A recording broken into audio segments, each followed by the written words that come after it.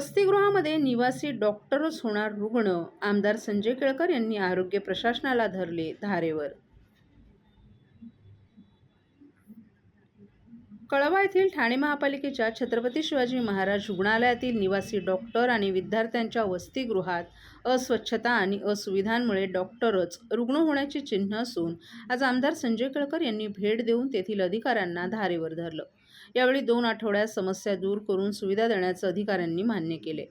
निवासी डॉक्टर आणि वैद्यकीय कॉलेजच्या विद्यार्थ्यांनी केलेल्या तक्रारीनुसार आमदार संजय केळकर यांनी छत्रपती शिवाजी महाराज रुग्णालयातील वसतिगृहाची पाहणी केली. वसतिगृहात सर्वत्र अस्वच्छता, अस्वच्छ पिण्याचं पाणी, दुर्गंधी असल्यानं निवासी डॉक्टर आजारी पडण्याच्या मार्गावर आहेत. तसंच झोपण्यासाठी देखील पुरेसे बेड नाहीत. याबाबत निवासी डॉक्टरांनी निवेदनं देऊनही समस्या दूर झाल्या नसल्याच्या तक्रारी निवासी डॉक्टरांनी केल्या होत्या. याबाबत केळकर यांनी डीन स्वप्नाली कदम यांची भेट घेऊन चर्चा केली. यावर 2 आठवड्यात वसतिगृहाला आवश्यक सुविधा देण्याचं अधिकाऱ्यांनी मान्य केले. यावेळी डॉक्टर योगेश शर्मा, डॉक्टर अथर्व शिंदे, किशोर सोनगडा तसंच कृष्णा भुजबळ, विशाल वाघ आदीही उपस्थित होते. याबाबत केळकर यांनी माध्यमांशी बोलताना येथील कंत्राटदार महापालिकेचे जावई असल्याप्रमाणे वागत असल्याचं सांगितलं. येथे होणाऱ्या भ्रष्टाचाराबाबत महापालिका कोणतीही कारवाई करत नाही. केवळ CCTV कॅमेरे लावून सुरक्षा आणि सुविधांचा प्रश्न सुटणार नसून एखादी घटना घडण्याआधीच लक्ष देण्याची गरज केळकर यांनी व्यक्त करत आयुक्तांनी तात्काळ या समस्यांची दखल घेऊन संबंधितांवर कारवाई करण्याची मागणी केली आहे.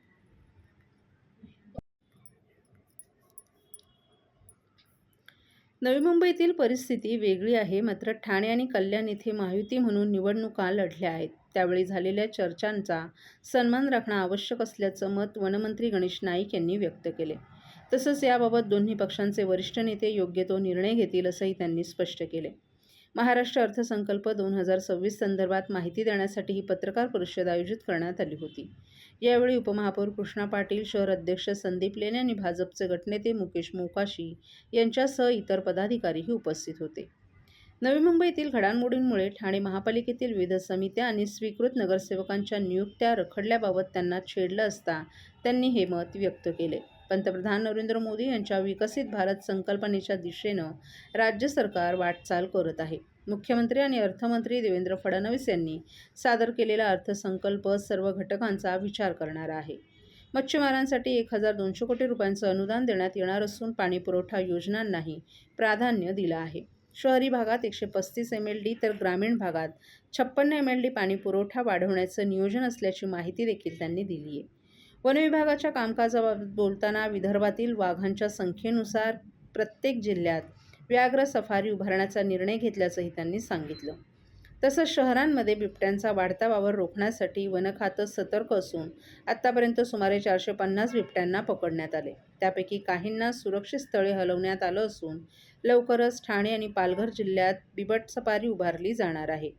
वन्य प्राण्यांची शिकार रोखण्यासाठी कडक उपाययोजना सुरू असून पुढील 3 वर्षात परिस्थितीत लक्षणीय सुधारणा होईल असा विश्वासही वनमंत्री गणेश नाईक यांनी व्यक्त केला आहे. 2000 साली मी बोलतो नवी मुंबईमध्ये घरपट्टी पाणीपट्टी वाढणार नाही. तर 2000 पासून 2020 झालं आणि प्रशासक यंत्रणेत सुद्धा मी आयुक्ताला सांगितलं होतं की पैसे वाढवायचे नाहीत. आणि आता आम्ही पुन्हा ह्या निवडणुकीच्या वेळेला पुढचे 20 वर्ष घरपट्टी पाणीपट्टी वाढणार नाही याची हमी दिलेली आणि ती वाढणार नाहीच. तर त्याकरता आर्थिक समतोल तर ठेवला पाहिजे आणि त्याकरता एक 4-5 दिवसामध्ये बजेट सादर होईल. त्यावेळेला नवी मुंबईचा खऱ्या अर्थानं मान्य नरेंद्रजी मोदी यांना अपेक्षित असलेलं शहर, मान्य देवेंद्रजी फडणवीस यांना अपेक्षित शहर तशा प्रकारचं करण्याचा माझा निश्चित विचार आहे आणि तो करणारच. पालघर जिल्ह्याचा पालकमंत्री म्हणून त्या जिल्ह्याचा जो सागरी, नागरी आणि डोंगरी या 3 भागामध्ये आहे, त्यामध्ये भविष्यकाळामध्ये 4थी मुंबई पालघर जिल्ह्यात होणार आहे. 4थं एअरपोर्ट पालघर जिल्ह्यात. एशियामध्ये 10व्या क्रमांकाचं जे पोर्ट म्हणजे आपण त्याला डॉक म्हणतो ती पालघरमध्ये होणार. म्हणजे भारतातल्या सर्व राज्यांच्या मार्गाची कनेक्टिव्हिटी पालघरला समृद्धीच्या महामार्गाने अहमदाबाद, बडोदा, अलिबाग कॉरिडॉर असेल तर भविष्य काळामध्ये पालघरचा विकास भौतिकदृष्ट्या होताना तिथल्या लोकांचा सामाजिक आणि आर्थिक विकास सुद्धा व्हावा याकरता माननीय मुख्यमंत्र्यांशी मी चर्चा केली आणि माननीय मुख्यमंत्री मोदी सुद्धा त्या गोष्टीशी सहमत आहेत आणि त्या अनुषंगानं पालघर जिल्ह्याचा बजेट सुद्धा चतुरस्र असावा. आणि नंतर राहिला वन खात्याचं, मी वन खात्याचं बोललो, बजेट म्हणजे वन खात्याची जबाबदारी, पालघर जिल्ह्याचा पालकमंत्री म्हणून जबाबदारी आणि नवी मुंबई शहराचा नागरिक म्हणून जबाबदारी, या 3 स्तरावर तुम्ही करणारच आहे. आणि या ठिकाणी तुम्ही सगळे सहकारी सक्रिय आहात आणि मला विश्वास आहे की वॉचडॉगची भूमिका सगळीचकडे असली पाहिजे. म्हणजे माझं म्हणणं, नवी मुंबईतल्या विरोधकांना माझं म्हणणे, नवी मुंबईमध्ये भ्रष्टाचार होत असेल तर रोखण्याचं काम तुम्ही करा. चुकीच्या पद्धतीने कुठली गोष्ट पण कधी पाहत असेल तर त्याला अलाव करायचं नाही आणि ते करताना पार्लमेंटरी लँग्वेजचा वापर करावा, जेणेकरून कोणी दुखावणार नाही, कोणाच्या भावना म्हणजे अतिशय जखमा त्यांना होणार नाही. आणि मला वाटतं मी वन विभागाची, पालघर विभागाची आणि नवी मुंबईची रूपरेखा तुम्हाला मी सांगितली. सर्व नागरिकांना आवाहन करण्यात येत आहे की सध्या डासांमार्फत पसरणाऱ्या डेंग्यू या आजाराचा प्रसार रोखण्यासाठी प्रत्येकाने पुढील प्रमाणे कार्यवाही करावी. डेंग्यू आजार एडिस इजिप्ती हा डास चावल्याने होतो. या डासांची पैदास साचलेल्या किंवा साचवलेल्या स्वच्छ पाण्यामध्ये होते. 8 दिवसांपेक्षा जास्त दिवस पाणी उघडे व साचून राहिल्यास त्यात डास अंडी घालतात. अंड्यांच्या अळ्या तयार होऊन पुढे डास तयार होतात. यासाठी आपल्या घरातील पाणी साठे, उदाहरणार्थ बॅरल्स, पिंपे, टाक्या, हौद, रांजणे इत्यादी दर आठवड्याला रिकामे करून घासून पुसून कोरडे करून पुन्हा भरावे. 1 दिवस कोरडा दिवस म्हणून पाळावा. पाणी साठ्यांना घट्ट झाकणे बसवावीत किंवा जुनी साडी, चादर, धोतर यांनी बांधून झाकून ठेवावीत, म्हणजे डास त्यात जाऊन अंडी घालणार नाहीत. घराच्या गच्चीवर, आजूबाजूला, अंगणात कोठेही पाणी साचू देऊ नये. भंगार सामान उघड्यावर टाकू नये. उदाहरणार्थ टायर्स, प्लास्टिक सामान, कुंड्या, टाकाऊ वस्तू इत्यादी. अशा सामानात पावसाचे पाणी साठून त्यात डेंग्यूच्या डासांची पैदास होते. घरातील कूलर्स, फ्रीजच्या पाठीमागील ट्रे हे देखील वेळोवेळी कोरडे करावेत. लक्षात ठेवा, नुसत्या फवारणीने डास घनता कमी होत नाही, तर त्यासाठी डास पैदास ठिकाणे नष्ट करणे ही आपल्या सर्वांची जबाबदारी आहे. कोणताही ताप अंगावर न काढता जवळच्या शासकीय रुग्णालयात मोफत औषधोपचार घ्या. अशा प्रकारे नागरिकांनी सहकार्य केल्यास डेंग्यूचा प्रसार रोखणे सहज शक्य आहे.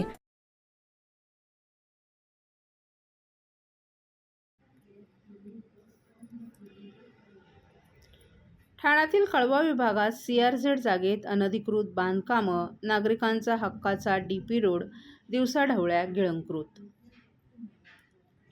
राज्याचे उपमुख्यमंत्री एकनाथ शिंदे आणि खासदार डॉ. श्रीकांत शिंदे यांच्या सर्वसामान्य जनतेला स्वतःचा हक्क घर मिळवण्यासाठी विविध योजना आखल्या जात असून भूमाफिया CRZ जागेत खारफुटीची रोज कत्तल करून अनधिकृत बांधकामं निर्माण करत आहेत. समाजोपयोगी कार्यात यामुळे अडथळा ठरत आहे. ठाण्यातील कळवा विभागात खारफुटी रोज हत्या होत आहे. शासकीय नियमानुसार कोणतेही अनधिकृत बांधकाम असो, मग ते राज्य शासनाच्या कोणत्याही विभागाच्या जमिनीवर झालं तर प्रथम महानगरपालिका आणि पोलीस यांच्या कार्यक्षेत्रात येतं. मात्र अनेक प्रकारचा पाठपुरावा करूनही ठाणे महानगरपालिका, कळवा विभाग कोणतीही अधिकृत बांधकामांविरोधात कारवाई करत नसून न्यायालयीन CM, DCM यांच्या आदेशाचं अधिकारी उल्लंघन आणि अवमान करत आहेत. कागदी घोडे नाचवणार एकमेकांकडे बोटं न दाखवता अनधिकृत बांधकामांविरोधात कारवाई करावी, अन्यथा दुर्दैवानं 26 जुलैसारखी पूरपरिस्थिती निर्माण होईल, अशी शक्यता मिलिंद पाटील, माजी विरोधी पक्षनेते यांनी व्यक्त केली आहे. बघा, माझी एवढीच मागणी आपल्याला सगळ्यांना, त्या कळव्याची आपल्या मेन रोडची परिस्थिती आपण बघतो काय झाले. मुंबई पुणे रोडची ट्रॅफिक, ते खालीगाव नाका जाम, तो घोलाईचा नाका जाम, आपला प्रशांत कॉर्नरचा नाका जाम, हा नाका जाम. आज तुम्हाला माहित असेल, सन्माननीय शिंदे साहेबांनी तो एक डायरेक्ट रोड तिथून प्रपोज केलेला आहे. DP रोड आहे तो, आपल्या खाडी किनाऱ्यावरनं तो जातो, तो डायरेक्ट तिथे विसर्जन घाटाला जातो. आज विचार करा, तो DP रोडचं इम्प्लिमेंटेशन साठी स्वतः श्रीकांत शिंदे साहेब प्रयत्नशील आहेत. मला वाटतं येणाऱ्या काही कालावधीमध्ये त्याला बजेट देखील पडलेलं असेल. तेव्हा देखील तो रोड जिथून जातो ही घरं सगळी विस्थापित होणार आहेत. हे विचार करा, विकणारा विकून जाईल पण मरणार बिचारा हा गरीब आहे. त्यामुळे सर, हे- तुमची तळमळ समाजसेवा माननीय स्वर्गीय कावेरीताई पाटील ज्या आपला स्वातंत्र्य सैनिक होता त्या स्रोतातून येते, पण त्याचा गैरअर्थ किंवा प्रचार चुकीचा काही राजकीय लोक करतायत आहे का? नाही, आता हे तुम्ही बघाल तर राजकारण सध्या नॅरेटिव्हचं चालतंय. म्हणजे कोणाला तरी पकडायचं, त्याच्या मार्फत अशा बातम्या पेरायच्या. म्हणजे एवढं ॲडव्हान्स झालेलं आहे याच्यात की व्हिस्परिंग पॉवर वगैरे करणाऱ्या अशा एक एजन्सीज मिळतात की मग ज्या पकडायच्या ते त्यांचं बजेट सांगणार, मग ते जागत सुटणार, मग त्यात त्याच्या कामवाल्या पानवाले असे पकडणार आणि मग ते व्हिस्परिंग करणार, ते मिलिंद पाटीलने असं केलं, तो खराब आहे, अरे तो असं करतो, असं करून एक निगेटिव्ह नॅरेटिव्ह म्हणजे लोकांची मती हे कशी करायची म्हणजे काय म्हणतात त्याला, स्पष्ट शब्द भ्रमिष्ट करून टाकतात की लोकांचं मन डायव्हर्ट होतं. हे अशा प्रकारच्या एजन्स्या वापरून आणि हे इलेक्शनमध्ये ते आपण बघितलं असेल सगळं. त्यामुळे विचित्र झाले. आता वारसा वगैरे आहे ठीक आहे, पण कधी कधी मग जी चाललेली परिस्थिती बघून म्हणतं की अरे याच गोष्टीसाठी मग माझ्या घरच्यांनी बलिदान दिलं होतं का, वाईट वाटतं. धन्यवाद सर. अक्कलकोट श्री स्वामी समर्थ महाराज सेवा संस्थेच्या वतीनं ठाण्यातील पाचपाकाडी नामदेववाडी येथील साई दर्शन सोसायटीमधील श्री स्वामी समर्थ मठात श्री स्वामी समर्थ महाराज प्रकट दिन सोहळा मोठ्या उत्साहात आणि भक्तिमय वातावरणात संपन्न झाला. मठाचे संस्थापक कैलासवासी अनिल बोर्डे यांच्या प्रेरणेने आयोजित या सोहळ्यानिमित्त 19 ते 21 मार्च दरम्यान विविध धार्मिक कार्यक्रमांचं आयोजन करण्यात आलं होतं. या 3 दिवसांच्या उत्सवात भाविकांनी मोठ्या संख्येनं उपस्थित राहून दर्शन आणि कार्यक्रमाचा लाभ घेतला. 19 मार्च रोजी सकाळी प्रधान मंडळ स्थापना आणि गणेश पूजनानं कार्यक्रमाची सुरुवात झाली, तर सायंकाळी श्री स्वामी समर्थ भजन मंडळाच्या सुस्वर भजनानं वातावरण भक्तिमय झालं. 20 मार्च रोजी प्रकट दिनानिमित्त सकाळी भूपाळी, श्रींच्या मूर्तीवर अभिषेक, स्वामीचरित्र वाचन, स्वामी जप, स्वामी याग पूर्णाहुती तसंच सामुदायिक हरिपाठ असे विविध धार्मिक कार्यक्रम पार पडले. तर 21 मार्च रोजी ह.प.प. रामदास महाराज थोरात यांच्या काल्याच्या कीर्तनानं सोहळ्याची सांगता करण्यात आली. यानंतर महाप्रसाद भंडाऱ्याचं वाटप करण्यात आलं. यावेळी परिसरातील नागरिकांनी मोठ्या संख्येनं उपस्थित राहून महाप्रसाद भंडाऱ्याचाही लाभ घेतला. या कार्यक्रमाला आमदार संजय केळकर, उपमहापौर कृष्णा पाटील, नगरसेवक राजेश मोरे, नारायण पवार, मनसेचे दिनेश मांडवकर आदींसह मान्यवर उपस्थित होते. या कार्यक्रमासाठी मठाच्या अध्यक्षा संगीता बोर्डे, कार्याध्यक्ष सुभाष चव्हाण, खजिनदार ॲडव्होकेट अनघा बोर्डे पवार तसंच संतोष पवार, कृणाल किंजळे, वैभव पवार, संजय देसाई आदींसह संस्थेच्या सर्व सेवेकरांनी विशेष परिश्रम घेतले.